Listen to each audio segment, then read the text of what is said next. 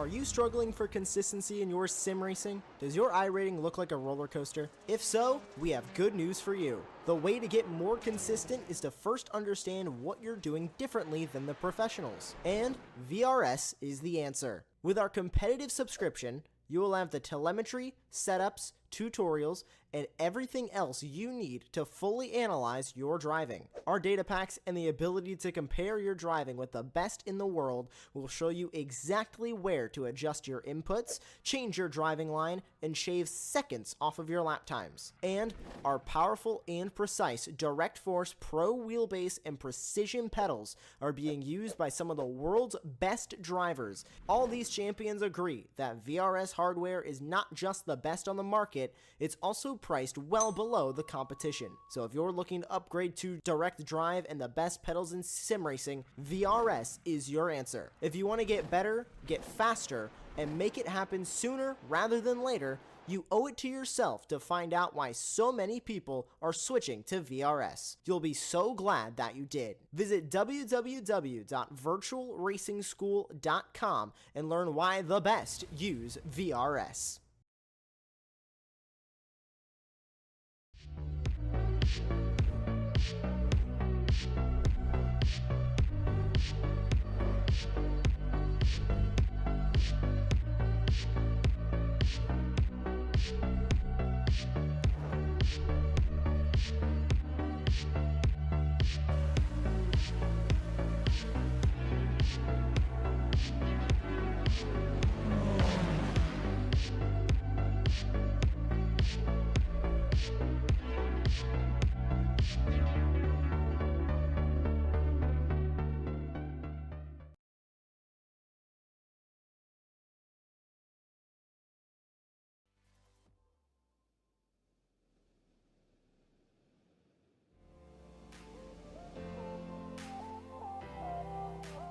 It's been a season of 9 rounds, 8 car models, 63 drivers, and many, many great moments in the 6th season of the Apex Racing League GT3 trophy. Tonight we bring you the season finale of the championship, at the end of which we will know who our victors in each of the 4 title fights are.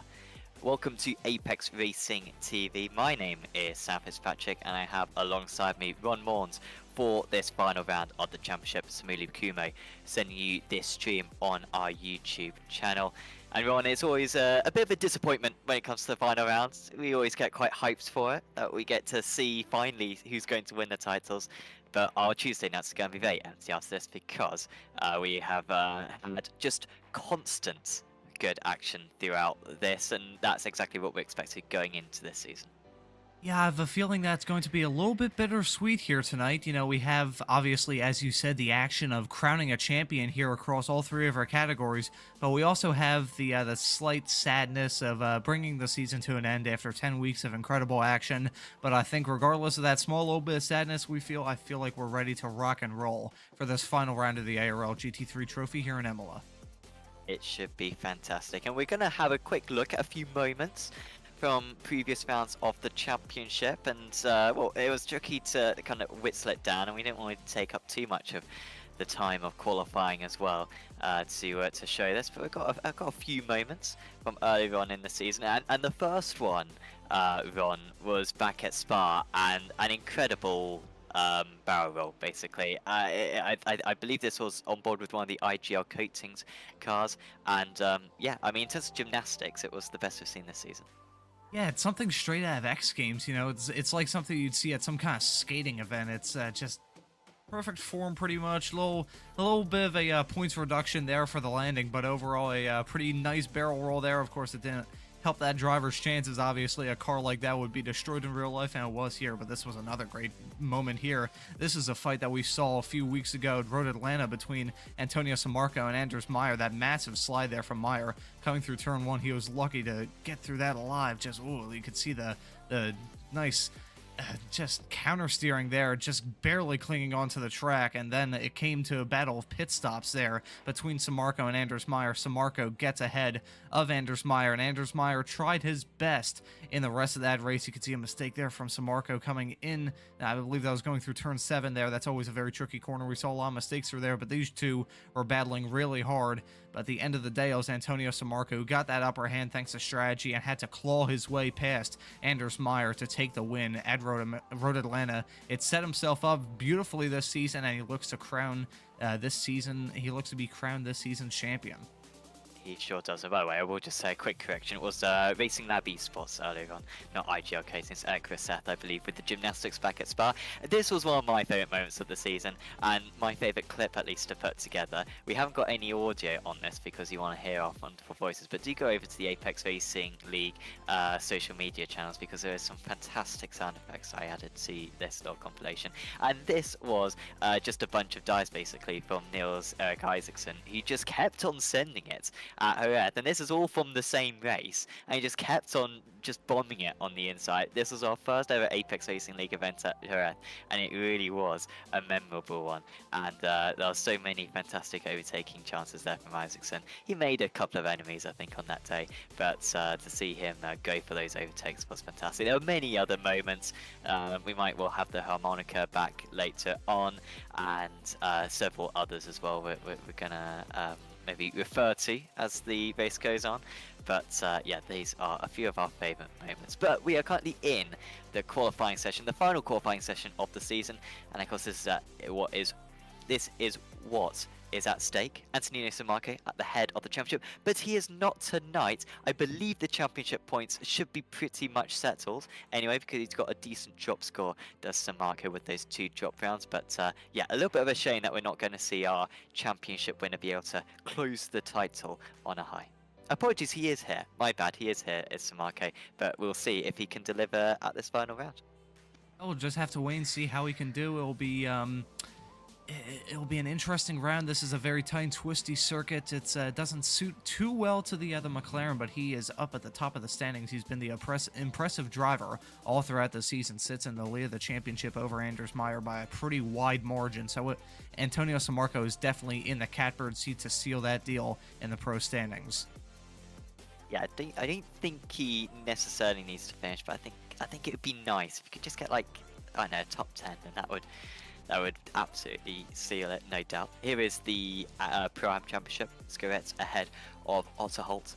Very much could still change around this, but I mean, we need to see Otterholt up in the top 5, I think, frankly, Ron, if that gap is going to be reversed. Yeah, this has always been a really close championship fight all throughout the season. The Pro-Am standings have been very close, arguably the closest of all the 3 categories we have here, including the Constructor standings if you want to count them. But the Pro-Am standings have been very close, but right now it's looking advantage to Alexander Scoret. He just really needs to keep it clean and seal the deal here tonight. In the Amateur Championship, David Bay, who was also active in the Apex Racing League Prototype Championship back on Friday, he is at the top. And again, if someone managed to take an amazing result, they could overhaul that deficit. But Chris Cook isn't actually here tonight, and that one I am certain about, because Cook did confirm just a couple of hours ago that he wasn't going to be able to make it tonight. And so that leaves Jeremy De Boyver with a good chance to take the runners-up spot, which I don't think he was too far away from actually in Season 5 of the Championship either, was De Boyver. But they going to be almost impossible to catch, and I think that's deserved as well, because a bit like the Pro-Ams, it's been close throughout, Ron, but Vey has always been seemingly in those top 2 positions. It's been him or Yannick Willems constantly leading the way. Tell you, David Vey has been consistently inconsistent, you could say. He's had some pretty bad rounds, but he's also had some really great rounds, and compared to really just an entirely inconsistent field all throughout all the categories, a lot of drivers have had up and down seasons, but David Vey has had a very up and down season, but those highs have been incredibly high, and that's pretty much exactly how he finds himself in the championship lead. And if everything goes well tonight, he'll walk away with the AM championship, and a very deserved championship as well. And there is the team's called Sim Racing plugging away at the points. IGL coatings have reduced the gap a bit, but Core have just been absolutely relentless. They are the championship, and it'd be very nice to see them take the title win. Of course, it's the top 2 drivers from each round, and with the likes of Winkler around tonight, and Marcus Gunzelman as well. Those 2 should be able to get the points that they need. It is still changeable around. There's no drop scores in the teams, but Core looking very good for that one. So, qualifying. And of course, in this qualifying session, we've already had the AMs and the Prams set all their lap times, and there's this final 12 minutes for the pros to set their laps, and Antonino Samarco going to the top. Now, I think you referred to it earlier on. It's not necessarily the best track for the McLaren this, if judging by the rest of the season, but Samarco has demonstrated that no matter what the circuit, he's going to be up there fighting for pole position. Yeah, just at the start of the season, we were thinking that really the tracks that were more straight line dependent were going to be the ones that Samarco was going to thrive the most, and that still is the case. But he hasn't really drowned in a lot of the other rounds. You know, Phillip Island was probably the worst race he had all season, and it was really just a simple mistake mixed with a little bit of grease on his tires from the opening lap that really cost Samarco the most this season. And that's really the only mistake he's made. He's been pretty much faultless, if I can spit my words out properly. He's been flawless throughout this season, and Samarco is just he's been mightily impressive right now about 2.5 tenths over Montini in P2. So Samarco is looking to end this season off in a similar fashion to the way he's spent most of the season, up towards the front. Be very well deserving if he could take another race victory. Of course, he has got an almost perfect record in these hour-long races, and that is the length of tonight's race. We haven't got the double race format. That's where Samarco has struggled so far this season. Just 1 out of 8 victories when it comes to the double race format. When it comes to the single races, he is so far this season 5 out of 6, and so it has been very tricky to beat. And it was only last time out, last week, that Anders Meyer was able to beat him. Another fantastic moment across the season with a fantastic overcut from Meyer to get track position. Dare I say, I think he's the favourite once again tonight. He's currently on an outlap so far in third place. It's Montini really punching above his weight up there in second place on the front row of the grid for the Pro-Am, as Carl Winkler with a nice qualifying lap. He goes up to third position now.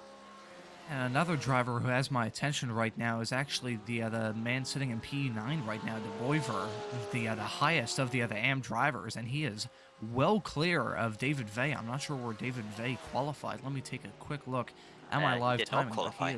He did not qualify. That is, I don't know, maybe that's just some gutsy call there from David Vey, or what, trying to avoid the mid-pack drama of lap 1. We'll just have to wait and see what kind of strategy that was from him. But yeah, that might be something interesting to watch for the AM fight. It's a very big gap in the other AM championship, but De Boyver right now setting the pace there in that category. I think he did something similar at Donington as well. I think De Boyver has been really strong both this past couple of seasons. He actually missed the start of season 5, but was definitely the fastest amateur driver once he joined, and I think was maybe the favourite going into this championship, and a good result tonight, and he should finish second place out of the amateurs, which maybe whilst not being absolutely what he desired, it is not far away from his aim. David actually had a pit lane, a qualifying ban, apologies, for an instant last time out. I think he made contact right at the end at Donington, and just going to the threshold of incidents to give him a qualifying ban for the next race. So he will be starting from the back in this 28 car field that we have for this finale, as the times aren't really being offered to challenge Samarco. We saw a mistake from Anders Meyer a few moments ago at the start of his lap, which meant that he's not out there, and so Samarco is the only driver left out on circuit. Everyone else has had their attempts and gone back to the pits. Yeah, well, just Samarco showing the dominance that he's shown all this season. He kicked off the season in very good fashion, just dominating from start to finish in Spa. That was a great way to kick the year off, and it looks like right now as he's about to pull off, and it looks like he's pretty much guaranteed to get on the pole. He actually improved his time there, now nearly 5 tenths of a second ahead of Wangan in P2. That is an absolutely dominating, a crushing run from Antonio Samarco, who it looks like he is going to start from the pole position to round this season off. No purple sectors on that lap, interestingly. Now, what I should say is that doesn't mean that Samarco doesn't have any purple sectors. It may have been that on a previous lap he set a purple sector in one of the sectors, and then he just maybe missed that by 100th on that lap. But it wasn't necessarily the absolute perfect lap. It was 3 personal best sectors out of 5, but way clear. This is very ominous for the rest of the field. Samarco's with a brilliant record so far in these out and long races. He's starting on the pole position, Thomas Vangen alongside next Tommaso Montini, with surely his best qualifying of the season. Then it's Carl Winkler, a decent qualifying there from Winkler, that's a bit better, higher up than what he's been. Maya, a bit of a disappointment in 5th place, then it's his teammate Eric Rosseth. Christian Biasati in 7th place, then Stephen David, Jeremy De Boiver, Kim Andre Bjorklund, Alexander Skaret and Mete Kornagi in 12th. Behind him is Gordon Hogg, Marcus Gunzelman, Christopher Otterholt, Navarro De Boiver, good to see Navarro back, Stuart Wyness lining up in 17th, good to see Wyness back as well. There's Arthur Hub Kamel, Thomas Pugh, Kieran Smart, Dide De Vlaming, Thomas Verm, Simon Muldercleave, Simone Bianco in 24th, and Simon Andre Livingston, Emmanuel Olivieri, David Vey and Roberto Castellozzi rounding out the 28 car field for the start. Definitely a packed field here, 28 drivers trying to negotiate 18 corners, actually 19 corners on this Imola track. It's one of the most historic in all of Italian motorsports. Personally, one of my favorite. It's a shame that unfortunate circumstances surrounding that region of Italy this year prevented Formula One from racing there, but it's always a nice, fantastic circuit. It has a troubled history, but it's always a great one, and even though this track right now still has the same core shape, you could say, but with a lot more corners than it had even 30 years ago, this Imola track is still fantastic. I'm sure these drivers are going to have a really enjoyable experience to round this season off. This will be a fantastic race to end the year off. Got plenty of overtaking opportunities for these drivers, especially going into that Tamburello chicane. We'll just have to wait and see how the racing action is here, but I think this will be a fantastic track to round off the season that's been full of fantastic moments. It really is a wonderful circuit, a picturesque circuit. It's a nice scan from iRacing as well, and it should be a very entertaining race. But this first corner is treacherous. It is narrow, and it is tight, it is twisty. And so to get all 28 cars through would be the first mission accomplished. From the pole position then, it is Antonino Sammarco who holds the field. He puts his foot down, he goes early, does Sammarco, and that McLaren, which has powered him so well throughout this season, gets this race underway at Imola. It is Sammarco leading back, and he got a good launch. He's trying to keep behind Montini. Montini's trying to get on the inside, but he's going to have to back out of that one. They're still leaving the door open. Top three are going to stay in the same order. There's a bit of three wide further back. I think that's Anders Meyer trying to make some moves, but he's just having to settle back in to 5th position. No positions gained for him so far. Biasati trying to be aggressive. So too is Kim Andre Bjorklund. He's up a couple of places, in fact, is Bjorklund, as the rest of the drivers go through single file race. I'm surprised that we have a little bit of a train action forming, only a few cars going side by side. There's Stuart Wyness in the track Scotland car. I believe he just went for a move on the Boiver, and we have another move going into, let me get the other track map up to get the other corner pronunciations correctly. That's going into Tosa there. Wide for a moment, and Gunzelman has had a separate incident. I think that might be David Ray as well in the background having a setback, but after everyone going into single file coming out of Tosa, we had 4 wide for a moment, and inevitably a couple of cars went round. I think it may have been Vey and Bianco, and then Marcus Gunzelman, much further up the road, almost on a straight, had a separate incident, and that is a setback for Core Sim Racing, who are in a fantastic position to win the title tonight, but that's not exactly what they needed. It might get a little bit tighter than what they were aiming for. I'll tell you what, I think some of those drivers might have been hearing about the fact that I was surprised that the race start was as calm as it was, and right as I was about to say that, they go 4 wide and crash coming out of Tosa, so I guess they might be listening to me and trying to make me look stupid or something like that. But yeah, that's a bit of the drama that we might be expecting as we see Kim Andre Bjorklund in this Sim Racing Norway car going very slowly, going through a Ravazza, the turn 17 and 18 section, which is very tricky here, just going very slow. I believe he might have been serving a slowdown actually, so that could be the reason why he was going slow briefly, but has now sped up a little bit as we see some drivers shuffling farther back. There's De Vlaming right now offline a little bit, going down the main not so straightaway. And yeah, I was expecting a little bit of chaos here. These drivers, especially some of the ones that aren't really involved in the championship fight, are probably thinking, what do I have to lose? So I think we might see some more aggressive overtakes that we've seen, and we've certainly seen a little bit of action so far this race. But despite everything going on behind him, Anthony Samarco still leading the way. And you can tell that Maya knew they had to make some moves early on, but it's actually been a bad start for Maya. It's actually lost now a second to Carl Winkler up ahead of him, the top 5 in the exact same order as where they started. Biasatsi has been able to get past for Seth for 6th position, and then Cole Nagy up to 10th position.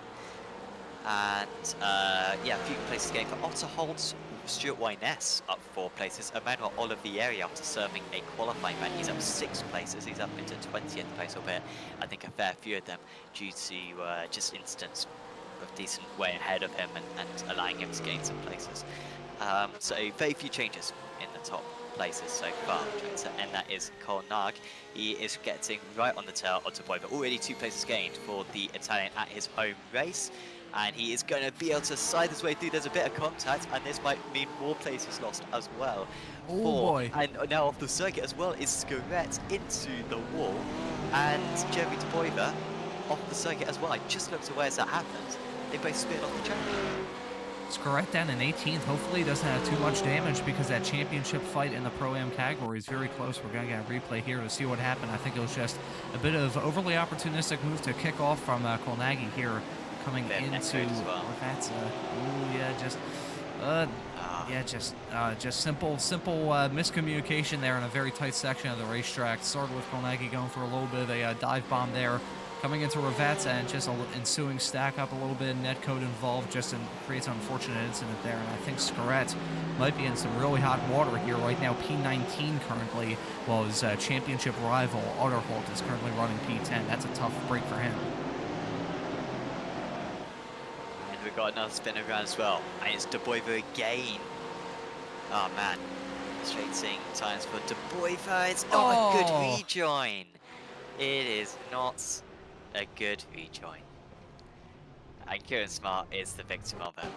Well, these cars have traction control, and so whenever you're trying to do a spin turn like that, you need to know what the car's doing, and man, that's a shame for Smart, who hasn't exactly had the rub of the green for most of the season.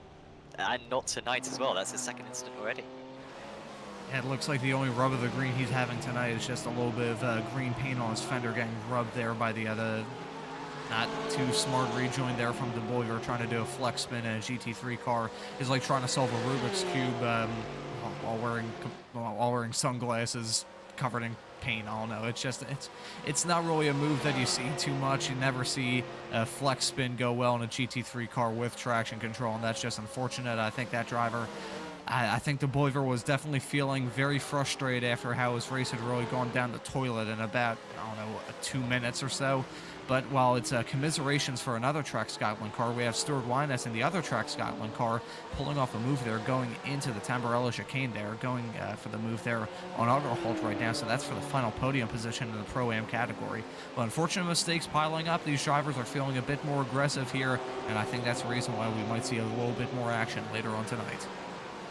You always see the Track Scotland guys make their way through the order in the race. They're usually really just sort of pro-am pace when it comes to qualifying, but always pro pace when it comes to the races, and Wyness is demonstrating that right now. Also, Anders Meyer lost a place to Biasatsi, and it was a mistake from Meyer, assuming he lost a 2nd in the 1st sector of this lap. He then proceeded to set the fastest 2nd sector of anyone. And we got Kieran Smart off the circuit. I wonder if he's realised that the damage is too much. And that could well be the end of his season and potentially our first retiree. They do have a faster pair, but you could forgive Smart for failing to find a reason to go back out on circuit after that disappointing incident at Tosa earlier on. Yeah, I don't think you can really blame him if he decides to take a early hiatus from the ARL GT3 trophy, take his off-season a little bit early, maybe have a beer to drown away the other frustration that he's probably feeling after that really needless incident there involving Teboiva. Teboiva was upset, understandably so, and whoa, that was inches separating Carl Winkler from the inside pit wall there as he tries to battle with Montini. They're still very close, and Winkler does the switcheroo there coming into Tamburello. I believe there's contact, more contact, as they come through that chicane. That was extremely close there, right as I was about to talk about the upset there for Track Scotland there. Just Carl Winkler was centimeters, if you want to use the metric system there to describe that. Just barely any space between him and that barrier. That was extremely close racing there. Very close, well behind Thomas Pugh right now. We've got 4 cars within half a second of one another. We're down in 15th place. Look at this. Everyone's crisscrossing each other around, and there was a couple of just wide drives in the first part of Villeneuve, and that's Olivier actually losing a bit of time now and into the clutches of Scuret. But that dummy was the most telegraphed dummy I think I've ever seen from Biasetti. I would have been apologies from Winkler. I would have been very disappointed had he not gone for it, because it was so obvious for him to go for it. Inside was open and he danced it to the left, and it very nearly worked for him. But credit to him, he left a car's width, and that slight bit of generosity was enough for Montini to keep the position. One thing that Carl Winkler has shown all throughout this season is he's been a very patient driver. He's been calm as a cucumber, whatever phrase you want to use to describe a very patient driver. He's never really forced the issue there. He might have tried to do it on Montini, but that did not really work out for him. We're going to get a replay here to see a move that I believe did not work out too well for Kim-Andre Bjorklund going into the chicane here. This is always a very tight, twisty section. You don't see too many overtakes here, but Kim-Andre Bjorklund actually pulls it off strongly there. I was expecting for a move going into that chicane that doesn't turn out nicely, but he gets the move done on Christopher Autoholt.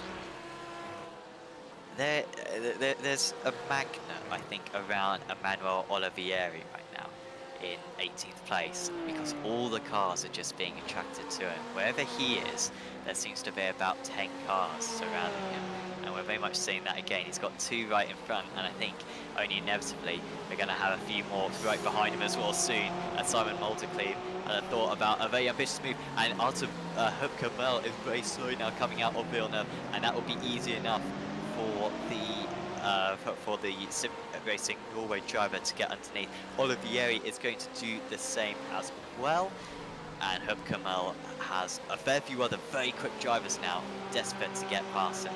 Just like that, the gap to Alexander Scuret completely diminished, and of course Scuret going for the title, he's not going to take any prisoners when it comes to overtaking Hupkamel. I think Scuret, even with that damage on the front end, he is going to feel really racy right now. He's probably going to look at the other treatment or mistreatment, however you want to slice it, of Hupkamel at the other start of this lap. He kind of just got, it looked like Muldercleave was going to pull off a bump and run as they went through the Villeneuve chicane, but then he's just got passed and then passed again. So I think Scuret might try and force the issue here a little bit. We'll just have to wait and see whether he goes for the move here coming into the other section that we saw a mistake from earlier, well, an incident earlier, going into Ravazza. We might see a move here, we did not, but we might see a move going into the Tamburello chicane. That's the heaviest braking zone on this entire Imola circuit, and I believe it might be the overtake merchant area. That might be the overtake shop. Just buy one, get one free at this track, because it's definitely very important to stay in the racing line, and we saw that for Hupkamel, who lost 2 positions last lap. He might lose another position here, but I believe Scuret is just not close enough there to try and get that move done going into the Tamburello chicane.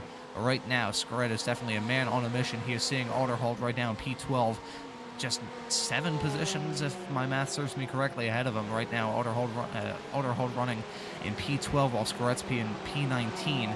So I think Scuret might want to try and force the issue here. He'll probably take the fast repair when the pit stops come in probably about 25 minutes, we could probably say, around the 35-36 minute mark is might when we see some pit stops near in this race. But I believe Scuret is definitely trying to force the issue at this stage, and another driver forcing the issue there is Bianco. From what I can remember on this circuit, and I don't do a whole lot of racing nowadays, so it is a slight remembrance element. It's quite a high fuel consumption circuit. I think you're killing your speed quite a bit. Lots of braking zones. Here comes Verm. He's round and he's collided with Didier de Vlaming, and de Vlaming doesn't have much of a right rear tyre anymore. rounds where he was very much struggling to get any sort of acceleration. He has just hit the back ever so slightly, and then he's been given a big hit from one of the G esports drivers. That could have been, I mean, there's so many of them. It was either Bianco, I think it was Bianco, I think it was Simone Bianco, or maybe Castello. No, it was Bianco, yeah. He came across and hit him, but simply that G esports racing team blue car is fairly clean still. De Vlamnik, he said the same for him. Yeah, I think that's just, it's a bit of impatience showing at this very early stage of the race. Speaking of impatience, wow, we have got a pack here that Thomas Wangen is up towards the front. We've got Montini trying to go around the outside of Wangen, and it's going to end in tears. It's going to end in tears for two G esports drivers, and Anders Meyer as well. He has to tow back, or is that, yes, he does have to tow back. Oh, that might be championship fight over for Anders Meyer. We're going to get a replay here to see what in the world happened. Oh, he's just, yeah. Well, it's Meyer's fault, and the drivers behind did a good job at avoiding. I think Meyer at that point thinking, I'm not too competitive tonight, that's my day over. However, the instant ahead of them was between Montini and Wangen, and Wangen's now down to 12th position. I don't really know how Wangen isn't further down than that. I think he hit the wall, and so I wouldn't be surprised if he has to take repairs on this lap. And that was a high-speed incident, a bit of netcode, but at the same time, maybe not enough space being given by one or both of the drivers. And that's just unfortunate. A tough start for the IGL Coatings eRacing team. You have Thomas Wangen now involved in an issue. Just so much netcode. Yeah, definitely a lot of netcode involved there. I'm sure the iRacing team, as they've worked on many things on iRacing, they definitely have to work on netcode there, because if it wasn't for that, that probably wouldn't have been much of an issue. I'm sure Wangen might have had a little bit of a scrape on his rear quarter panel, but other than that, it wouldn't have ended in total disaster like it did there. We've had a couple of bad netcodes so far tonight. It's odd because these guys are European-based, pretty much all of them.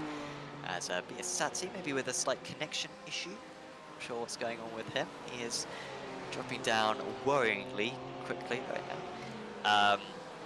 But he's back again in 6th position. There he is, returning. And there's the gains. Wyness up 10 places. And he could be up at 12th very soon as well. Biasati, of course, with that spin with Meyer on the previous lap. Hence why he's a bit lower down than what he was before, and it's another very close moment for a G esports team driver around that Tosa area. This time it's Olivieri who's trying to get past Simon Moldicley.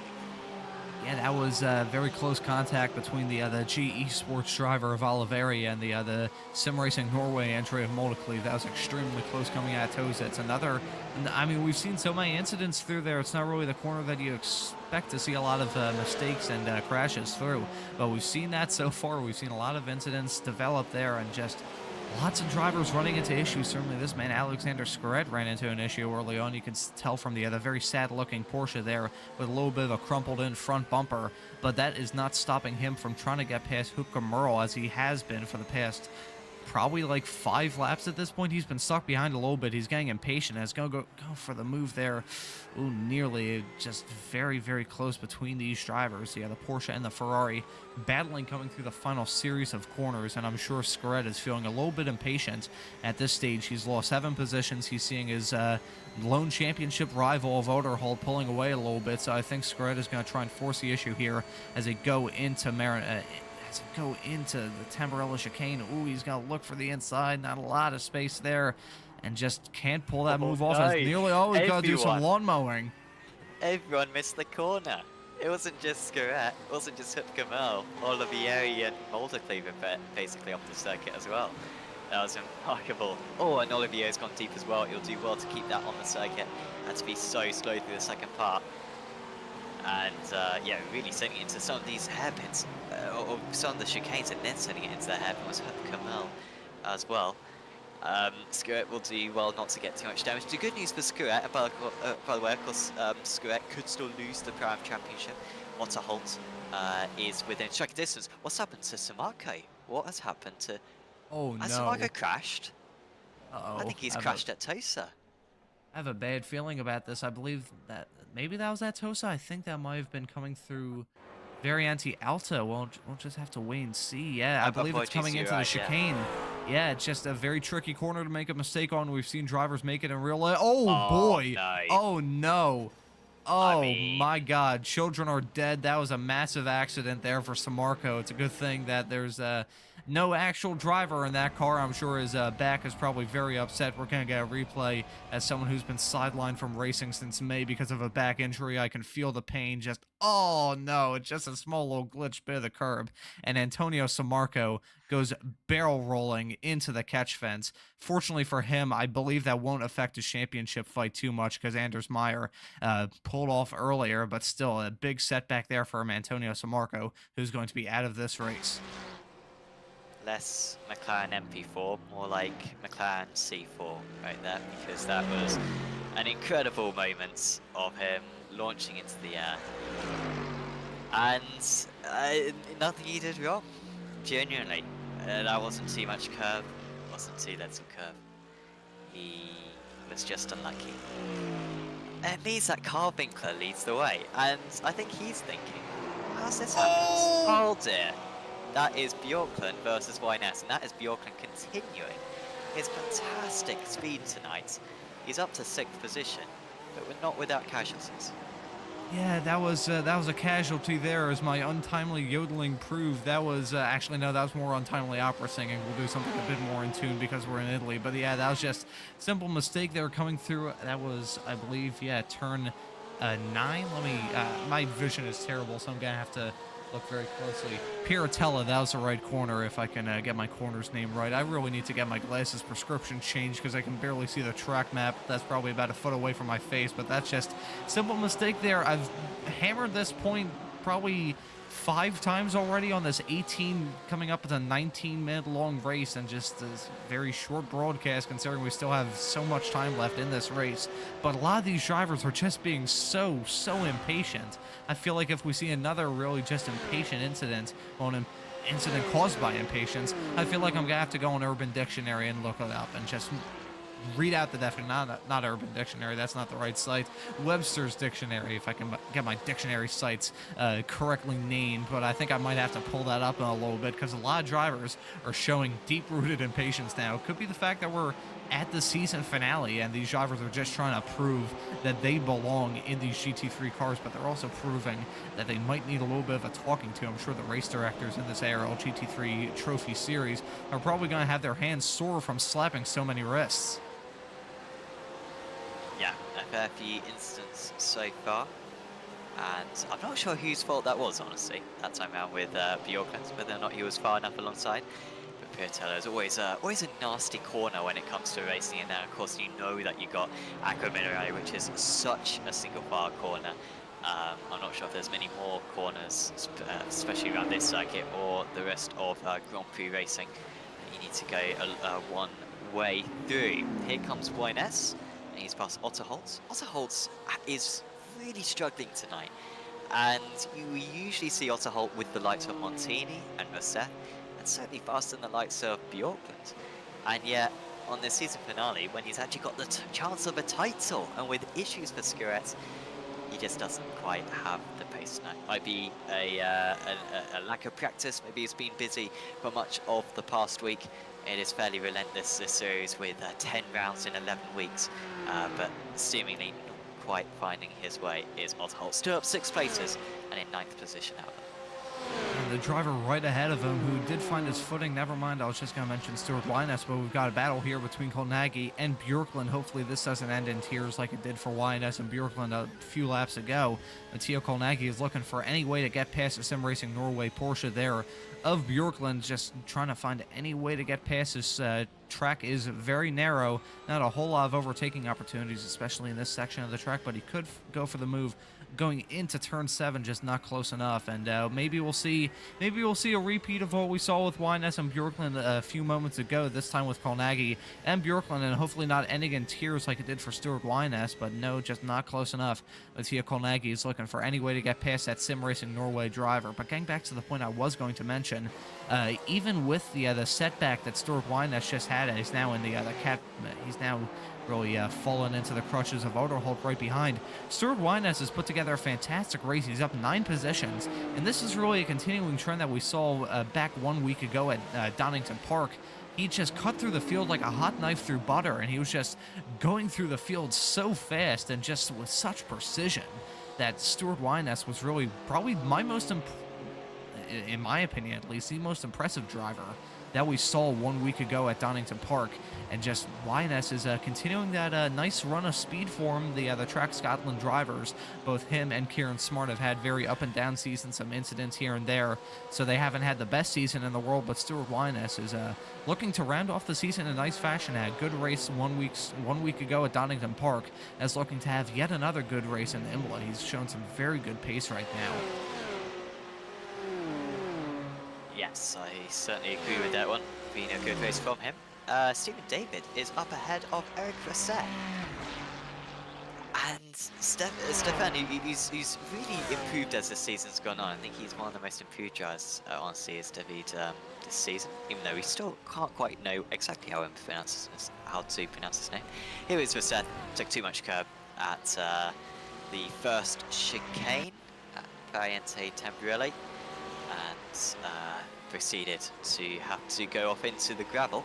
And so, yeah, this is the first time during this entire season, I want to say, that Stephen Davis been in the podium places, at least in a 60-minute race. I believe he started in 2nd place in race 2 at Hockenheim, so I may have even led, actually, the early stages of that race. But in a 60-minute event, this is the best he's done. He's 10 seconds off the lead, but has got Rosset, Biasati, and Charging Bjorkland behind him on track. Stephen David has been playing he's been so lonely this season. He's either been running really just all by himself, or he's been just feeling the pain of being the only Lamborghini in this field, even in the races early on the season, like Road Atlanta and Spa, where we had upwards of 40 drivers compared to the 28 we see now. He was still the only Lamborghini, I believe, to make a start all season, and he's just been chucking away at. He's been putting in some decent drives. He's had a few incidents and mistakes here and there, but he's usually been a very consistent driver, and it's put him in some decent positions. And right now, he's finding himself in a very decent spot in a race like this, where it's just been probably the most amount of incidents that we've seen all this season. Maybe second only to Phillip Island, I would have to say, where we saw a lot of drivers going off in the 2 races then. It's been chaotic, just absolute chaos and carnage all throughout this field. So I think Stephen David just doing the strategy that he has this season, along with he and Carl Winkler, they've both had a very similar season, just keeping it clean, keeping it on the road, and it's led them to the position they're in right now, running 1st and 3rd. Yeah, nice work. If you give Winkler to finish the season with a win, I think if he won this race as well, with Maya out, I think he might take 2nd place in the championship. I was also doing some points calculations between Scarrett and Otterholt as well. Of course, Scarrett going into this round, as we see Moldecleve to defend from Olivier. Olivier cannot get past. I think Moldecleve's been holding this position against the GE Sports driver for a while, which is not something you'd expect an amateur driver to do for several laps against a pro. That is what the Sim Racing Norway driver is doing. Sim Racing Norway really competitive tonight, it seems. But yeah, I was doing some points calculations for the Pro-Ams, and it is actually fairly close. Scarrett came into this round with a 24-point advantage over Otterholt. By my calculations, if it ends like this, it will be down to just 6 points. So, if Otterholt can get a couple of places, which is only 2 seconds up the road, that would be enough to overtake the championship. Now, I think Scarrett's going to gain a fair few places by the end of this race as well. But keep an eye out on that, because if Otterholt can get up a couple more places, this Pro-Am Championship could still very much be alive. One thing that is very important to keep in mind with that Pro-Am Championship fight is the damage that Scarrett has. I'm sure he might take the fast repair when he goes in for his only pit stop in this race, but it's definitely cost him a little bit. We saw he was right on this pack here, the battle that we see right now on screen between Moldecleve and Oliveri. He was very close to this fight a few laps ago, and he's dropped back a little bit. So I believe Scarrett might be suffering a little bit with the damage. I'm sure there's definitely some cosmetic damage. I'm not sure if the front downforce on that Porsche has been affected quite badly. So we'll just have to wait and see how his lap times are. But I think Scarrett, that's definitely one thing that we have to keep in mind, the damage with Scarrett, because if he has really bad damage on that car, just even if it's cosmetic or just really aerodynamics, that's really key with the track as tight and twisty as Imola is. That might play a role in this, because Otterholt is fairly clean on his car. He hasn't gotten involved in an incident all throughout this race, and he has kept it clean as running in a very good position right now. So we'll have to see how badly that damage is for Skrett if he can actually cut through the field, and we'll have to see how Otterholt's pace develops throughout the final 30-ish minutes of not only this race, but this entire season. Yeah, Skrett must have damage, right? Because you're absolutely right, his pace is suffering at the moment. He's some 2 seconds a lap off the pace of the front runners. And, you know, over half a second slower than his own teammates in the form, or his championship rival, and teammate of Otterholt.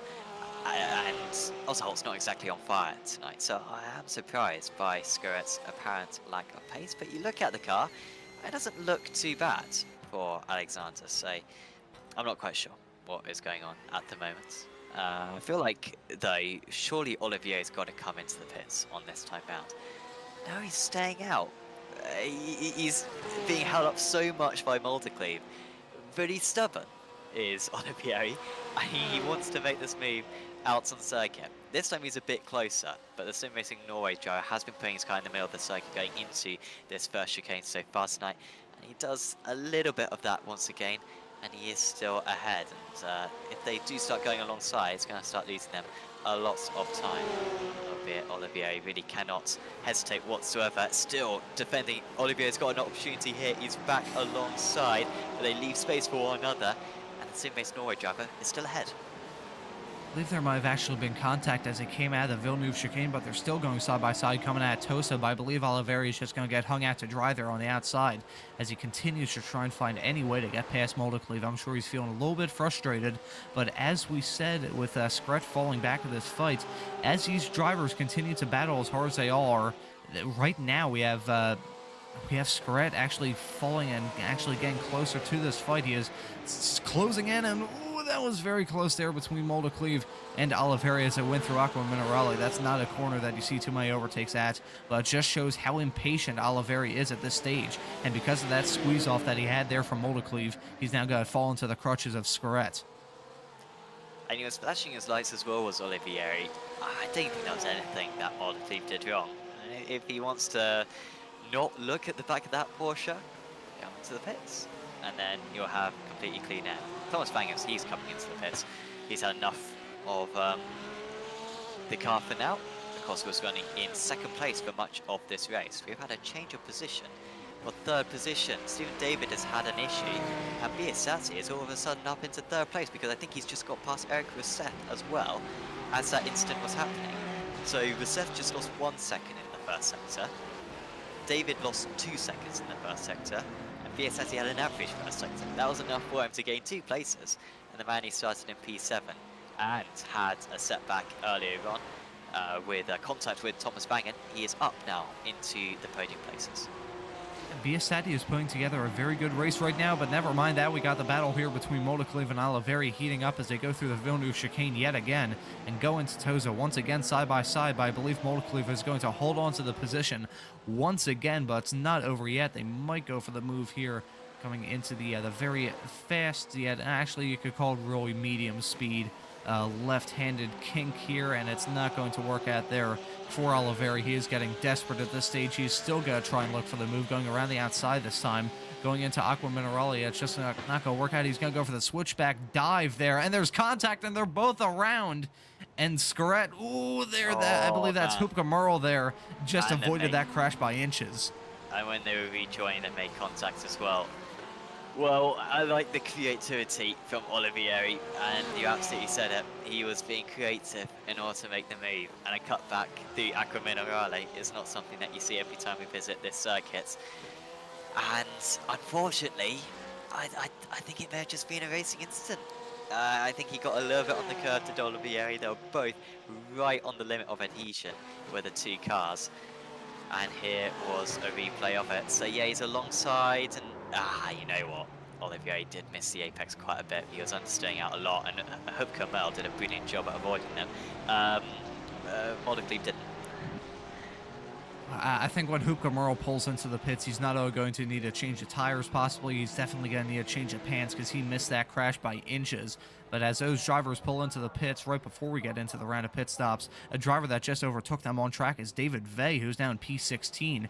He started all the way in last after he didn't participate in qualifying, but he's moved up 11 spots. That BMW has been pretty quick. He's just cut through the field methodically, hasn't gotten caught up in anyone else's trouble. And David Vey, a man who's got caught up in unfortunate incidents all throughout this race, is having a very good recovery drive. We'll just have to wait and see how how everything plays out once everyone completes their pit stops. But David Vey is putting together a very good drive.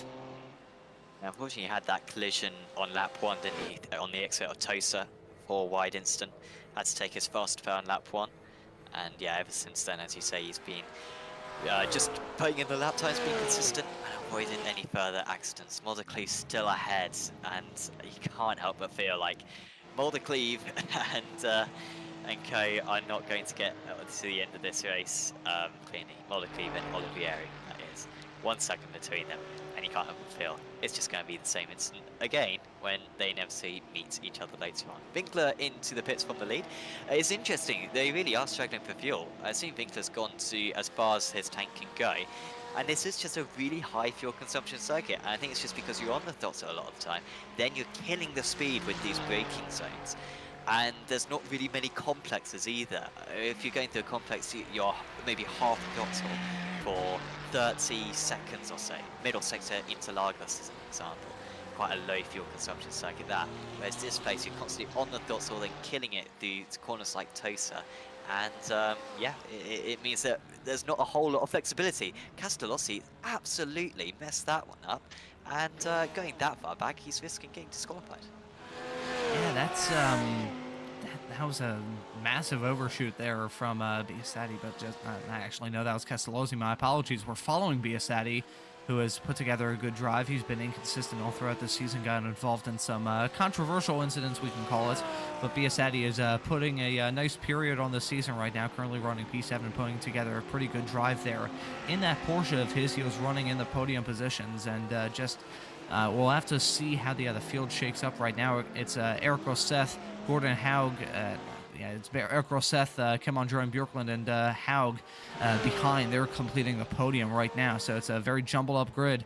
And the man who is not at the front right now is Antonio Samarco, who he was running up towards the front, was pretty dominant in this race, but I think the point that he raised there about how high fuel consumption of a track this is, I think Samarco probably wouldn't have won this race as is. He probably would have taken it easy, probably would have had a more conservative fuel strategy, and with how thirsty that McLaren has been all throughout the season, he probably didn't have a very good shot of winning this race, but unfortunately for him, we saw that mistake there going through the chicane.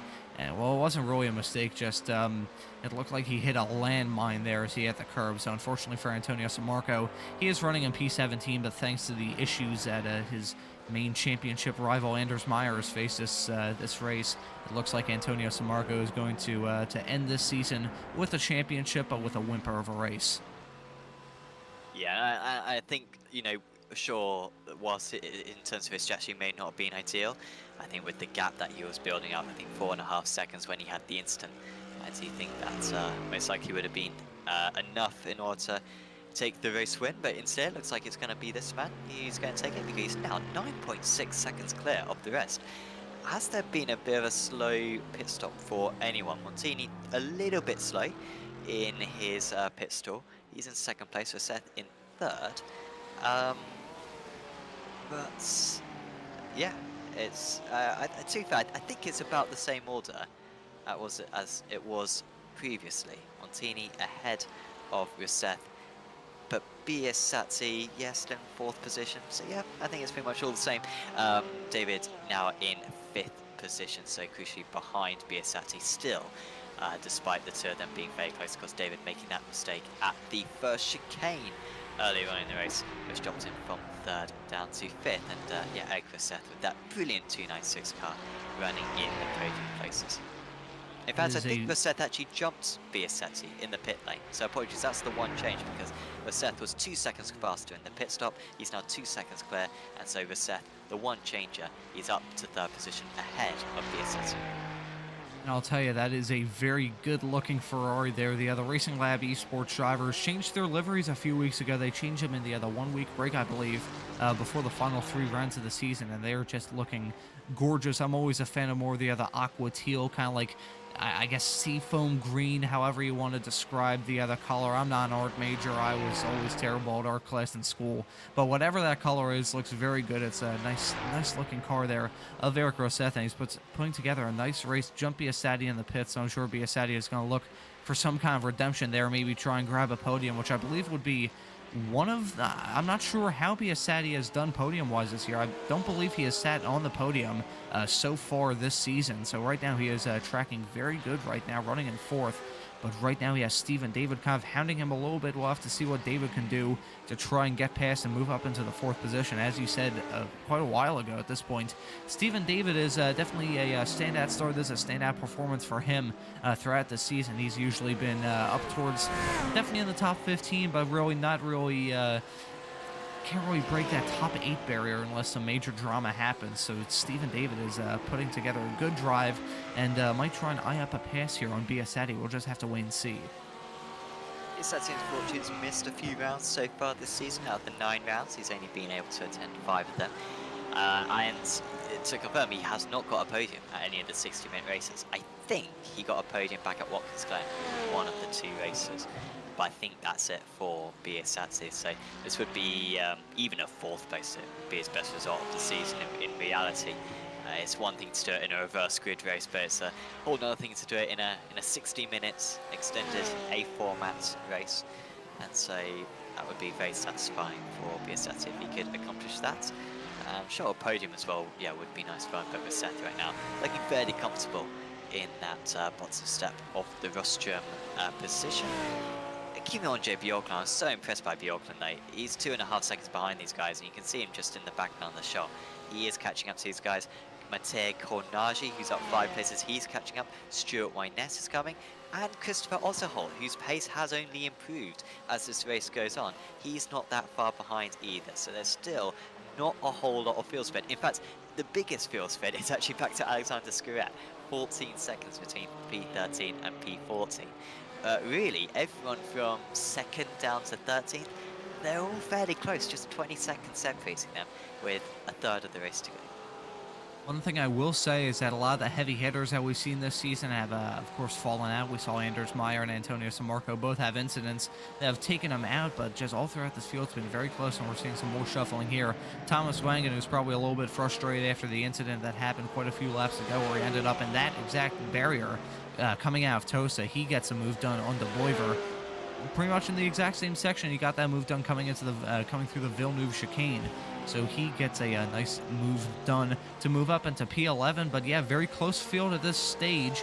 Of course, one of the biggest gaps is Carl Winkler. But never mind that, we have Antonio Sammarco still. He may be down, but he's definitely not out. He is still trying to swing. And maybe we'll just have to wait and see. Oh, chaotic. Yeah, the final 20 minutes of this race are, but I think Sammarco might be in a decent position. Actually, I say that with the gap between Pugh and Scuret, it's probably not too realistic to expect a top 10 from Sammarco. But he's been very fast throughout this race. He's been very fast throughout this season. He's been the standout star here in the ARL GT3 trophy, but I don't think a top 10 would be too realistic, but I'm sure he's probably not going to be too upset with how this race... Well, he's probably going to be a little bit upset with how this race is going. Definitely not going to be upset at all about how this season is going. He could still make a difference when it comes to the Pro-Am Championship, because at the moment the gap between Scuret and Otterholt would be 12 points in favour of Scuret, but if he could get past Scuret, then that gap would be down to just 8 points. So that would be a little bit of a difference if he could make that move, and I think it's likely with the pace that he's got. Meanwhile, Thomas Pugh ahead of Navarro De Boiver. De Boiver was really getting up ahead of steam not too long ago, catching up to Gordon Hawk, but then he was overtaken by Vang, and we saw that on the previous lap, and then maybe just losing a bit of rhythm, and now losing out to Thomas Pugh as well. He moves up into 12th position. Does the British driver, got 3 Norwegians now sat in front of him, and of course Gordon Hawk still leading the way in the amateur category. Congratulations to him if he can complete this result. Hawk, another driver who's only improved as the season has gone on. And Navarro de Bois, despite one of his better rounds in the second half of the season tonight, unlikely that he will catch up, currently at 3 seconds. Here comes Stephen David. He wants to get back past Christian Biasati, but he was not pushing it when it comes to Vatsa this time round, and he'll wait for lap 24 in order to make his next attempt. I have a feeling that we might not see a whole lot of action here between Biasetti and David. They are matched pretty well pace-wise. They're pretty much setting very similar lap times. And I just think that Stephen David is a little bit more conservative in his driving efforts. He probably won't go for the move unless it's like a surefire guarantee. There's not going to be any sort of... Kolnagi versus Wines, sorry for interrupting. It's quite all right there. We've got action all throughout this field. Nice battle there between YNS, who we mentioned it a while ago, now up 9 positions in this race. He's been very fast and is looking to move up another spot here on Kolnagi. Just got nice battles all throughout this field, and I believe another of the sim racing Norway drivers we were following Bjorken a little while ago. And now Moldekliva has come into the pits. I'm not sure if that's a connection issue. I'm not sure if that's a scheduled pit stop. I believe Moldekliva actually pitted a few laps ago, so maybe he got involved in some kind of incident. Unfortunately for him, that might have derailed his chances in the race. But it's been a race of attrition. Just a big spread of course, Carl Winkler leading this race by 10 seconds. It's very similar to how he won earlier this season. It's just he's there to pick up the pieces when there's a lot of chaos and just knows how to bring the car home in one piece. And a race like this, which has been so chaotic, you can just look through the left-hand side of your screen with the graphics provided by SDK Gaming. And right, I was going to mention how the chaotic race this has been. We have Navarro de Boiver having a mistake coming through Aqua Minerale. We're going to get a replay to see what happened, but just chaos all throughout the season finale, all throughout the grid. Dreadful few laps for Navarro de Boiver. It was so good for him. Dare I say he was the favourite to win this amateur race only 5 minutes ago, rapidly catching up to Gordon Hawk, and then 2 places lost to Pugh and Vangen, and then a spin left him completely isolated. He might be caught by Marco by the end of the race, but besides that, he's not really going to have any interaction with any cars to the end of this race. Stuart Wines versus Matej Kolnagi. Kolnagi's not going to let this go. We know that he is an aggressive driver, is Matej, and this would be a very tough move for Wines. Good news for Otterholt. If Otterholt can get these 2 places, the gap in the championship will be down to just 4 points. And in fact, with San Marco moving past Scuret as well, this championship is getting closer and closer. It was 12 points before. With that move, which has just been made, it will be down to 10 points. If Otterholt can get past Kolnagi and Wines, it will be down to 2 points. So it really is up for grabs as this Farm Championship as this race develops. Yeah, I'm sure Otterholt right now is looking at the 2 drivers battling ahead of him, and he is probably thinking, please, just crash into each other. I need these 2 positions for this championship fight. He's probably thinking, just please, for the love of God, make contact coming through a fast corner and spear off into the barrier and let me drive off into the sunset. He might need some, definitely need some kind of misfortune to befall Scuret, which it'll be very difficult for him to lose more than 1 spot. You've got Hoopka Merle behind by about 5 seconds, and then another 5 seconds between Hoopka Merle and Livingston, the 2 Ferraris there behind Scuret. So I'm sure Otterholt is thinking, I just need to get past these 2 regardless of how it happens. I need to get past these 2, and I need my teammate to fall under some kind of duress. But right now, the other teammates battling for the Pro-Am category, I'm sure the team principals there with that team are probably thinking it's a win-win situation or lose-lose situation, however you feel it. I'm sure some teams all across motorsports, seeing 2 of their teammates battling for a championship, have this kind of mindset of like, okay, do we pick sides? Like, what do we do here? They're kind of in a sticky situation right now. But right now, I would have to say that the advantage is to Otterholt. I believe Scuret might have repaired his damage during the pits, because I just saw that bumper was bent in a little bit. I'm sure that splitter was sticking up a little bit, like a stuck-up upper lip with an infection there. So it's I'm sure Scuret right now is feeling the pain a little bit as he's he's fairly far down the order. But I believe Otterholt right now might have the upper hand, even though he's just a tiny bit behind in the championship. Yeah, and you're right in terms of something would need to happen to Skuret, or maybe something needs to happen ahead of Otholz. Maybe something kicks off ahead, then he could gain another place, and that would be enough for him. And of course, if someone say retired, like this man, Carl Winkler, that'd be fantastic news for Otholz, because the gap between the position, the points difference between each position, increases as you move up through the standings. So if Winkler, crashed out of the race, then Otholz would gain 4 points from that, whereas Skuret would only gain 2 points from that. So any like chaos which goes on ahead would be good news. I would say that of all the guys who is going to crash, and this is a curse I've ever heard one, it's not going to be Carl Winkler, because he has been so consistent this season, and it's going to be tight between him and Meyer for second place in the championship. I think he would actually take it if it ended like this with Winkler, and it would be well deserved, because it's been a fantastic championship from him. Here comes Pugh. He's going to get past Hawk now. He's just dropping down the order. Hawk's pace just suffering a little bit in the second half of the event. Thomas Pugh only getting faster, and the 2C4 up to 11th place. He's up 8 places now from his race start. If Carl Winkler crashes from that and you pulled off the probably the worst, most painful commentator's jinx ever, I feel like we'll both have to issue apologies publicly and privately to him, because that would be just crushing. I mean, right now he's putting together such a good drive right now, about nearly 11 seconds ahead of Montini. He's put together a good drive, but it is a very good point you mentioned, how Winkler rarely, if ever, makes a mistake, and that's kind of hurt him in the championship with the drop scores, while the guys ahead of him, like Anders Meyer and Antonio Samarco, have had really bad, just absolute stinkers of rounds, where they've made mistakes and just fallen down the order like a rock. Winkler, there's just barely any gap between his best races and his worst races. He's just, I think you said that I think you said a few rounds ago that the gap between the points he scored as best and the points he scored as worst was about 100. So Winkler has just he's been flawless throughout this season. It's actually been flawless to a point where it's actually hurt him. But I think Carl Winkler, regardless of where he ends up in the championship, this would be a fantastic way to cap off a pretty good season, but it's not over yet. Well, I say not over. I was going to say that there's lap traffic up ahead, but with an 11-second gap, something absolutely catastrophic would have to happen for that 11-second gap to disappear at the snap of a finger. Yeah, I mean, I can demonstrate, I can beat out his points so far this season. Winkler, he's had, for each round, he's had 108, 108, 116, 107, 111, 102, 103, 109, and his last round was actually his worst, 98 points.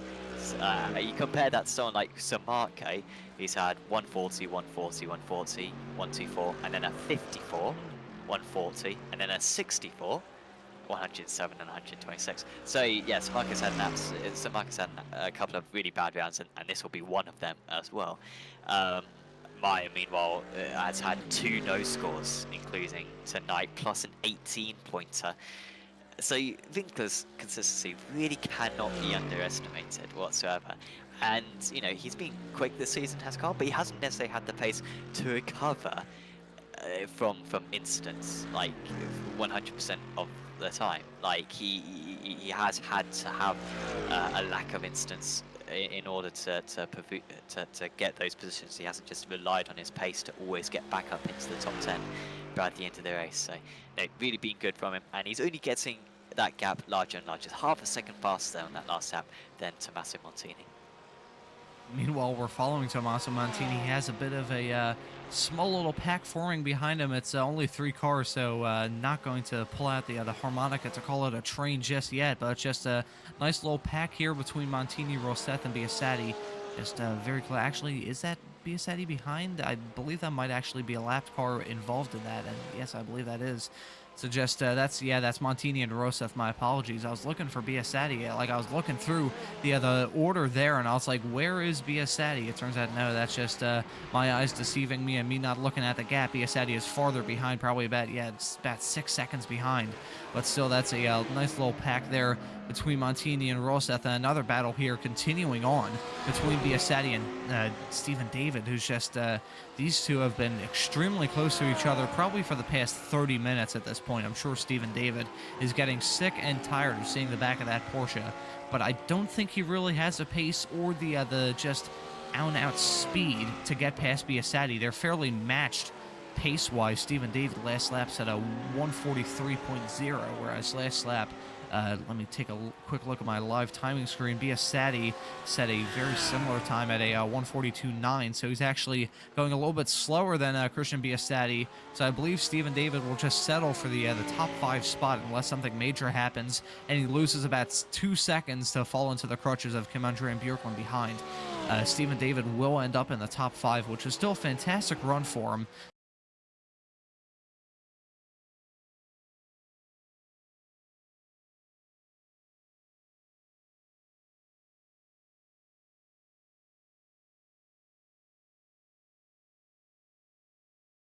Ever slightly coming down, and a second and a half lost due to the, well, a second lost due to that mistake. Already had lost half a second on that lap, had Tommaso Montini, and frankly I really doubt that is going to change back around, because the second half of this race Eric Rousseff has been, apart from Sumaka, pretty much the fastest man out on circuit. Meanwhile, Kolnagi is almost being overtaken by Wyness. The gap was down to half a tenth of a second. They were alongside for a moment, but as we cut to pictures of them, there is still a few inches of a gap between the two cars. Kolnagi ahead, but you can see on the back of this train now is Thomas Vangen, who I hadn't really accounted for a few moments ago. And Vangen would quite like to get all 3 cars by the end of this race. That's a nice challenge for him, to be able to try to get past all 3 in the 7 minutes that we have left. Alright, you said the buzzword, fine, I'll pull it out. We got a train forming here with Thomas Wangen at the back of it. Wangen has put together a fantastic recovery, still down 8 positions from the start. I'm sure he's definitely going to feel a little bit frustrated with how the racing has gone tonight. Just an unfortunate mistake that cost him out dearly, but he's still trying to look for a fantastic recovery. It's going to be a bit of a thorn in the side for Christopher Autoholt, who's still involved in that Pro-Am Championship fight, and now he has Thomas Wangen just right on his heels, so I believe this will definitely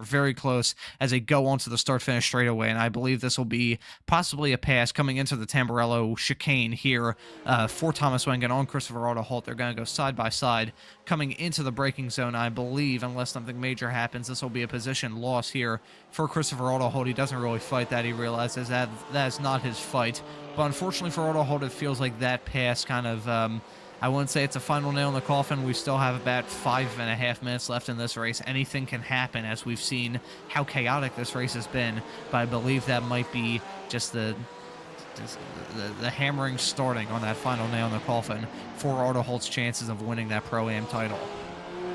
Back up to 14 points then in the championship between the two of them. And now Thomas Pugh is very close to Christopher Autoholt as well. And so it could get worse yet for Autoholt. Got still a lot of pressure on Skret to continue performing, but he's got 7 seconds back to Hup Kamel, and that gap is only increasing. No one really being a threat behind. David Vey's got decent pace behind him, but he's a long way behind, 16 seconds. So that one is not going to be changed around. So looks like it is going to be Alexander Skret, the champion. I believe that would be his first Apex Racing League championship, which seems crazy to think. Of course, a single-seat driver, mainly F3s. Skret's got experience in. But I don't think he's ever won an F3 title. May need to go back and look. Of course, he's a good driver, Skret, so he gets put up in these good categories, the Pro and the Pro-Ams, and so it is difficult to come out on top. But looks like he's going to do enough for Snap. Yeah, I think we remember talking to Skret a few weeks ago, and we kind of asked him how he felt about his chances in the final few rounds, and he was like, I'm finally getting a grips to these GT3 cars, because as you mentioned, he's more of an open wheel driver, which as more of an open wheel driver myself, I can reassure the viewers that getting used to GT3 machinery is very difficult. It's a steep learning curve because it's really a complete departure from everything that an open wheel car is. So Alexander Scaret has not had it easy this season. He has had to claw and fight his way throughout the season. Hasn't had too many like amazing standout performances, but I think with the inconsistency that we've seen all throughout the season, it's helped him out in the championship. So I think that could be the reason why he leaves tonight with the Pro-Am title. And looking at another driver that will walk away with the title here, Antonio Samarco, who is pretty much all but guaranteed, really all but guaranteed going into this race, that he was probably going to walk away with the pro title. And I think now with the other issues that both of them have faced, but definitely for Anders Meyer, they've faced, oh boy, that's, oh no. Yeah, you knew it was going to happen. These two have, they're signed a pact that they will never leave each other alone. And whenever the other is alive, the other will be haunting. Because you could tell this was going to happen half an hour ago, and it's such a dive. And then there's been no attempts off the circuit to make the corner. And, well, thank goodness that this is the final round, because we can't have more of that for the rest of the season. I'm sure there would have been, because that one was as personal a battle as you're going to see. Yeah, those drivers had their elbows out for half an hour, even more, you could say. So that was definitely expected to come at some point. It's unfortunate for them, but just drivers feeling very impatient, feeling spiteful, you could say, a bit of hate there. Just it's strong emotions that many of these drivers are feeling tonight, which has led to so many incidents, so many mistakes, and just so many heated and well-spirited battles. Well, you could call well-spirited to really just hate-fueled battles we've seen all throughout the season, where these drivers, it feels like they have, you can't really call it a personal vendetta, but there might be a little bit of beef there going on between some of those drivers, and I'm sure those drivers were feeling it there. It's unfortunate there. You don't want to see mistakes like that, and it's really just it wasn't really a mistake from either driver. It was just an overly opportunistic dive bomb there from Oliveri that resulted in an incident that really shouldn't have happened, but just what can you do? It's end of the season. These drivers are feeling a little bit more heated, and we're seeing some more battling here. This time with Wangan getting past Stuart Wyness, who is still putting on a good drive, but just very heated emotions, very strong emotions. Drivers flashing their headlights at each other. A lot of strong emotions at the season finale. We are on the last lap. Well, these guys are on the last lap. It will be the next one past Thomas Pugh. I think just breaking away normally does that, but everyone else is really slowing up ahead. And this Wyness going to have an exit here. The Porsche tends to be the slowest car on the straight, albeit you can really change how that is down to setup, so we shouldn't necessarily put it down to the car. But Wyness is certainly gaining a fair amount in his BMW. Is he going to make it alongside? No, he's not. And also Holt looking to maybe get past just behind, and you could see he was right on the inside. He was never really alongside. I was looking at the gap, and he was always just as far behind the BMW as the BMW was behind the Porsche up ahead, and he's darting every which way now as Wyness trying to have a good run through Villeneuve. He remains in 9th position, and Silvagen very much feeling the need to go defensive, and he's sort of been fighting Wyness back due to all these extra shapes that he's making. But I think once they get into Piratella, it should be pretty much game over, because this is the part of the course where Wangan should be able to show his extra speed. But out in the lead, we are just a few moments away from crowning our final race victor of the season. And it's been a fantastic championship put together by him. And whilst he won a 30-minute race earlier on this season, he's now won a 60-minute race. And it's an absolutely well-deserved finish for Carl Winkler to win here at Imola, the season finale of Season 6 in the Apex Racing League GT3 trophy. Behind him was Seth and Montini with 2 Pro-Ams on the podium. Top of the Ams is going to be Gordon Hawk.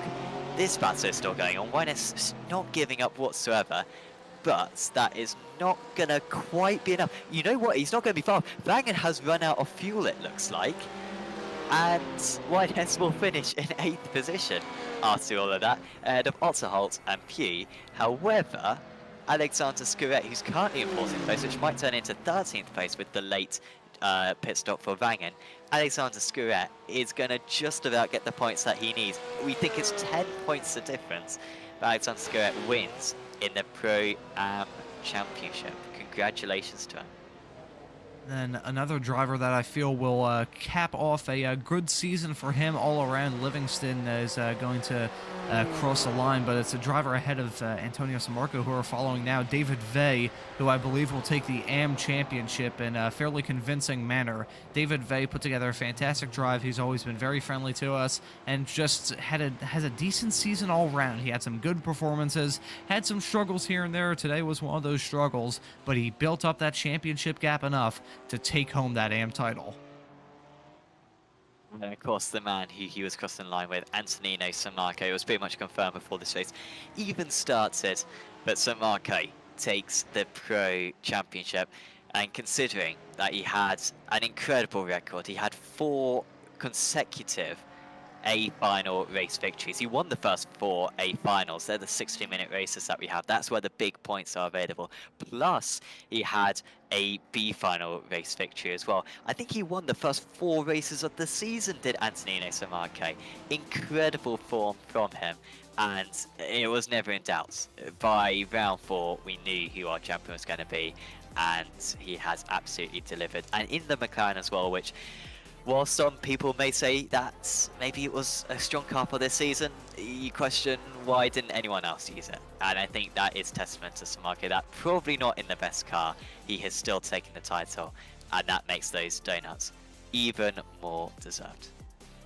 Bit of a donut there and a bit of a wall tap there, but still Sammarco just capping off a fantastic season, and just lots of drivers having great years, lots of drivers having inconsistent years as well. That's something that we saw a lot of this season. We saw a lot of drivers having lots of mistakes, lots of big moments, and Sammarco was definitely not immune from that. He had some bad rounds here and there. Today was one of them, as he ends up just barely in the top 18.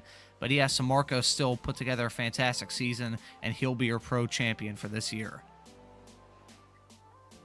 Brilliant stuff from Sammarco. There's the final results. Winkler up ahead of Riseth, Montini, Biasazzi in 4th place, and David in 5th. Top of the amateurs was Hawk, of Navarro de Boiva, and Arthur Hupke-Merl. I think that may have been Hupke-Merl's best result of the season as well, so credit to him. A few of the amateurs really having good results. I think the rest of the drivers will filter through for you.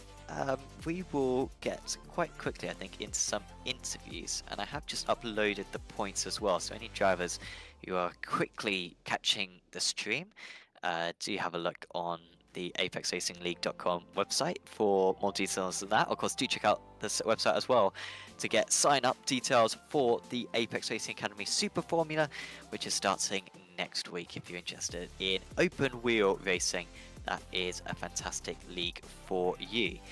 So, who shall we have a chat with first?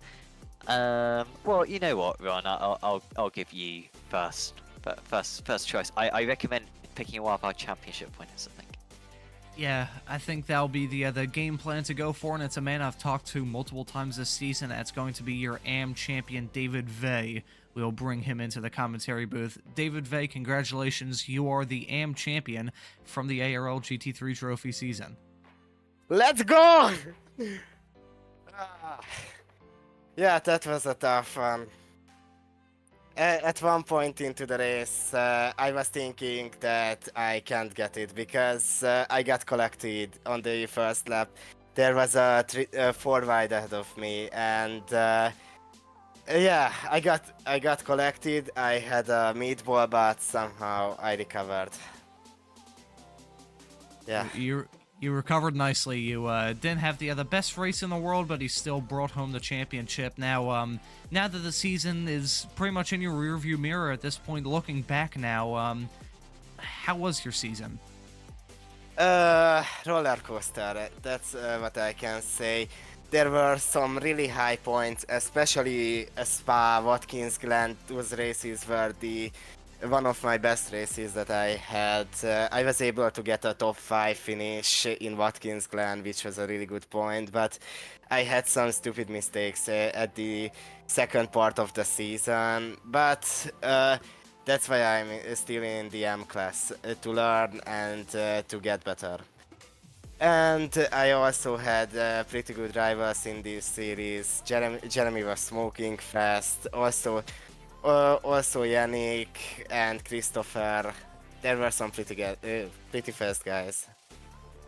Yeah, it was definitely not a very easy class, but you are the champion from that category. David, thank you so much for joining us. Thank you for not just this interview, but all the interviews you've done here. You've been very generous giving your time here on Apex.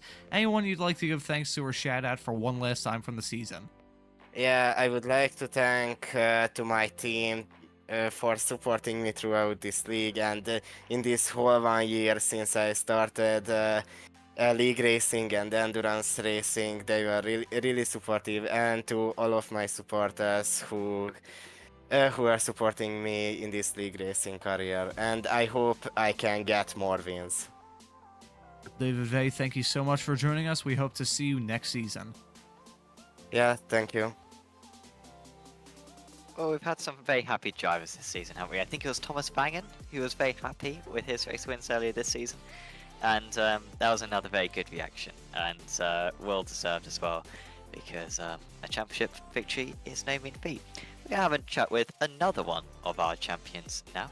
We're going to drag up Alexander Skuretz to join us in the commentary box. Congratulations, Alexander. That's it. That's 14 points. You have been able to clinch it. Congratulations. Oh my god. Are you sure? I am sure. Oh, yes. It was a hard race. Because we were doing the sums throughout the race, I think the gap at one point was as low as 8 points between the two of you. Well, you know, when the positions were changed around a little bit. But yeah, it was 14 points. What did you think was the point situation in the car? I was not sure at all. I didn't remember how much points each position gives, but when I hit the wall, I was sure I lost it. But the car felt much better than I feared. Of course, it was a massive hit into the tyres, which I guess softened the blow a little bit. Was there, many repairs to take at the pit stop? I didn't feel any damage, but coming out of the pit with full tank, I was about half a second faster with full tank, so some damage it was. Well, we were able to recover from it extremely well. I mean, obviously relief must be the overwhelming emotion. I mean, how do you think you're going to look back on this season? What emotions do you think you're going to attach to this season? I don't know really. It was ups and downs, so coming up and up, that was oof. It was hard. It certainly was. And of course, we were discussing it earlier, you're a guy with a lot of experience in single seaters, but it must be nice to achieve these results in GTs as well. Yeah, this is my on Hawk time. It was my first win in a GT car, so yeah, the progress is there. So that going the right way. Definitely, it certainly is. Well, congratulations, Alexander. Is there anyone you'd like to give a shout out to? Shout out to my team for helping me. Shout out to Lasse for setups, and special thanks to Thomas Wangen. He helped me really much. And of course our sponsors, Sander Trafikkskole and IGL. Awesome. Well, thanks for having a chat with us, Alexander, and we hope to see you back very soon on the channel. Thank you. Alexander Skuret there, who was not sure exactly what the points were, and understandably so. You don't want to count your chickens too early, and it was enough for him by a few places. I mean, had Otto Holt been maybe 4 places further up the road, that would have been enough to change it, but he got the points that he needed. Ron, who would you like to have a chat with next? This is a very difficult decision, to be honest, but I think I will pass the honor off to you, Sam, and I will, I wouldn't say take a bull, because he's still been very impressive this season. I'm going to interview your race winner from tonight, Carl Winkler, who was definitely the quietest man out on track throughout this season and this race. Carl, thank you so much for joining us. How was the race? Yeah, it was pretty good. I did some changes to the setup up front to the race, and I had the feeling I drive a complete different car today. The pace was there, I was quite confident and happy, and yeah, it was smooth. It worked out well, so I can't complain actually. Yeah, it was definitely a race not to complain about. You took a pretty commanding win there, and it was, I'm sure it definitely wasn't easy for you to maintain that big gap, but with how big of a gap you have, I have to ask this one very simple question. What was your in-race entertainment? Because I'm sure it had to be a little bit boring up there at times. Actually, no, I was watching the relative bar the whole race when I was leading, and tried to just keep the focus, see how much I can push and what lap times I can get through without burning the tire. So it was like a bit of a setup testing today, and of course a positive test. It's quite a shame actually that Thomas had an incident with, I think it was Montini. I was looking forward to fight him for P3 in the championship, and then he got spun, so it's a shame that this battle never happened. I regret that a bit actually, but yeah, from that point we took the team champ if I'm correct, so quite happy with that. Definitely happy to take the team's championship. The team has some bragging rights, and you do as well, taking the final win of the season. Now that the season's in your rearview mirror, looking back, what are your general thoughts on how the season went for you? For me personally, I was just trying to finish every race, score points, not getting involved in any incidents, which worked out perfectly in the end if I look into the points bar, so I basically never used the drop result. Unfortunately, I have to say that not everyone seems to have that kind of approach to the season. We had a lot of incidents, which I think some of them were very unnecessary in terms of driving. But yeah, I just kept it till the end, trying to be as clean as possible, and it worked out for me. Well, you were a clean and consistent driver, and you bring it home, bringing the season to the end with a fantastic win there. Carl, thank you so much for joining us. Anyone you'd like to give thanks to or shout out? Shout out to Antonino, of course. I mean, deserved championship. Fast as hell. I have no idea how he managed it to be that quick, actually. Apart from that, everyone who raced with me or against me in the season, side by side, I enjoyed it a lot. Shoutouts to my team, and yeah, to you guys for the broadcast as well. We'll look at after the race for sure. Describing Antonio Samarco as fast as hell is, I couldn't have summed it up better myself. Carl Winkler, thank you so much for joining us. You put together a hell of a drive tonight, and we hope to see you next season. Thank you guys. See you. And that was our runner-up for the championship, Carl Winkler. He was able to overhaul Anders Meyer at the final round with that result. So second place, and I mean only 81 points behind Samarco, which I know sounds like a lot, but it was 983 to 902, which when you put it like that doesn't seem that much. And considering how far clear Samarco was after the first 4 rounds, a really good effort from Winkler to get as close as he did. And without the drop scores, I think Winkler may have scored the most points of anyone. It was absolutely incredible championship put together by Carl. Let's have a chat though with our championship winner. We've left the best till last, Antonino Samarco. Antonino, we knew it was pretty much confirmed before tonight anyway, but it's definitely confirmed now. Congratulations on the title. Thank you very much. Well, I was really fighting until the end. I was thinking, okay, I can't tower like this, finish this race like this. I had to go out again. I still don't know how I lost the car, but yeah, I'm really happy that I won it. I was always thinking about one internet disconnection or hardware issue, because I had one internet disconnection on this season, and I was always thinking about it on lap 1. And yeah, then I saw on lap 6 or 7, something like that, Anders was in the pits, and then yeah, I completely lost the focus, was just driving, and then yeah, I still don't understand how I lost this car, but it's fine. But obviously it certainly wasn't your fault. Tonight at least was just a glitch from iRacing, and it's surprising that hasn't been highlighted already, but we've seen it in the past, and I'm sure we'll see it in the future as well. Otherwise, I think it would have certainly been your 5th race victory in these 60-minute races tonight. But yeah, you must be, just delighted with how the season's gone. It seems like you've just been at one with the car throughout. Yeah, I mean, what race stands out to you as your favourite across this season?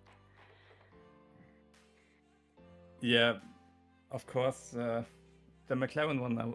I'm driving like 2 years now just with the McLaren, so it's definitely my main car. And yeah, this was my motivation to drive one car what nobody else is driving.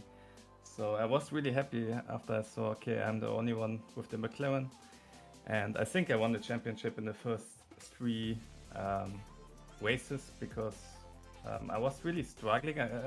I still don't understand how I won the first three races, but I think this was the main factor why I won the championship. And then, yeah, in the last 3 races, I knew Hockenheim. I don't remember the last one before Imola, but with Imola and Hockenheim, this was one of my top 5 tracks, and Imola was my strongest track. So today I knew, okay, I just need to survive that and yeah, bring it home. And I was really lucky that Anders, was crashing early in the race. So yeah. Yeah, it was fantastic from you, and yeah, like those first 4 races, I think, where I think you got like the first 4 race wins of the season, was an incredible run of form. For yourself, what's in the future? Of course, you're running in this series as a privateer. I mean, have you got plans of joining any teams or racing in any series in the near future? Are you going to keep in the McLaren? Like, what lies ahead in your sim racing career? I want a new challenge with the new car, so I'm thinking to change to the Lambo instead of the McLaren, just because the tires are really bad on the McLaren, and you feel you have like disadvantage after halftime. So after 20 minutes, 30 minutes, you feel the car is even worse than before. And yeah, for the future, I'm really thinking to drive again for a team, but yeah, it's always the time. I'm working, really late a day, so it's hard to find the time to practice to drive with the endurance races with the team. So, but for the future, I'm sure that I will drive again for another team. But first, I will just chill a bit. And the serious one, I'm interested to drive again on this league here, or on other leagues. But yeah, I must have the time to practice for sure for the next time. Exactly. Well, we'll be really pleased if you do come back, Antonino. It's been fantastic to have you involved this season. Is there anyone you'd like to give a shout out to? Yeah, my friends who are always watching the stream, who are cheering, or even on tracks like this, people who are giving me some lap times where I can see, okay, is it enough or not? So I thank everyone who was involved, and my family for sure. Awesome. Well, thanks for coming up and having a chat with us, Antonino, and best of luck in the future. Thank you. Bye bye. Antonino Samarco there, your unquestioned championship winner. And that pretty much rounds us off then for tonight, Ron. It's been a fantastic championship, and I know that tonight was a bit chaotic, but honestly, I think the little bit of drama that we had tonight, I think, was a fitting finish to the turnaround season. Yeah, we definitely had a lot of drama in this race. We had drivers crashing into each other. We had Antonio Samarco sending himself into low Earth orbit after hitting a inside curb that looked like it had transmogrified into a landmine.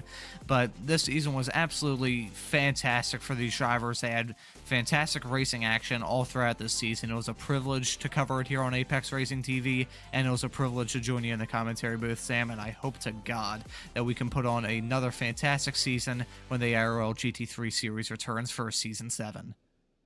For sure. Well, go to the Apex Racing League Discord for more information. There's a link to that in the description below. And yeah, also check out the ApexRacingLeague.com website where you can also sign up for our other series. Big thanks to Virtual Racing School, to SDK Gaming, and to Apex Racing Academy for sponsoring this series throughout the championship. Of course, do check out all of their services using the links in the description below as well.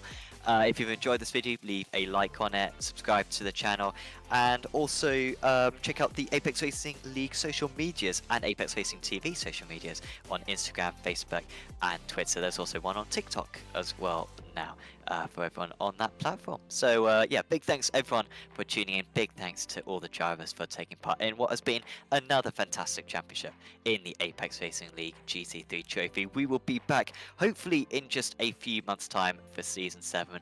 But for now, from myself, Sam Fitzpatrick, from Ron Mons, and from Samuli Kume, we will bid you goodbye, and we'll see you for the next one.